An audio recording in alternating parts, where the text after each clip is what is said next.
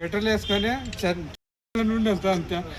నాకేం వద్దు సార్, ఈ సమస్య వద్దు సార్. అసలు సార్ ఇక్కడ రికమెండ్ చేస్తున్నారు సార్ అంతా.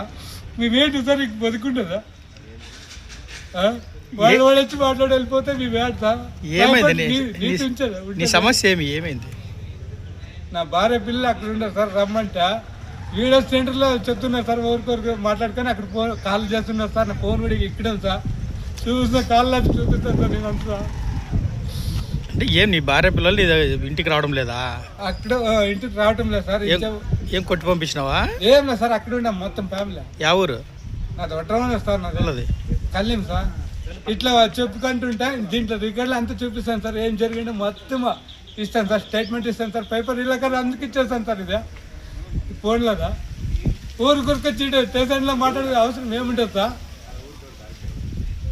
ఏదని కాదు సార్, డైరెక్ట్ మాట్లాడిపోయినా ప్రాణం తీయమని తీయమని బతుకుతూ ఉంటాను నేను. నా పాటు నా పింఛన్ డబ్బులు ఇస్తున్నారు, తింటూ ఉన్నాను, ఉంటా ఉన్నా. నన్నే ఇది చేస్తున్నారు అంతా. వచ్చి స్టేషన్లో వచ్చి ప్రాణం గొంతుకి చుట్టున్నారు అంతా. ఊరికి చనిపోయేది మేలు కదా, ఊరికి ఏంటికి ఉండాలి చెప్పు?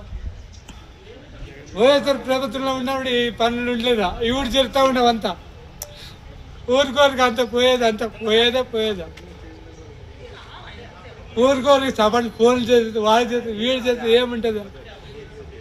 ఇప్పుడు ఆయప్ప వచ్చి ఫోన్ చేసి ఈడ ఉన్నాడా, వచ్చి ఫోన్ చేసి చెప్పిడితే పోయిడతా ఏముంటుంది సార్? మార్కెట్లో పేదవాళ్ళకి జరుగుతుంది, ఎడతాడు కదా.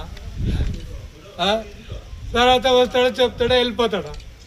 పాపంలా పోయేది అంతా. పెట్రోల్ పడితే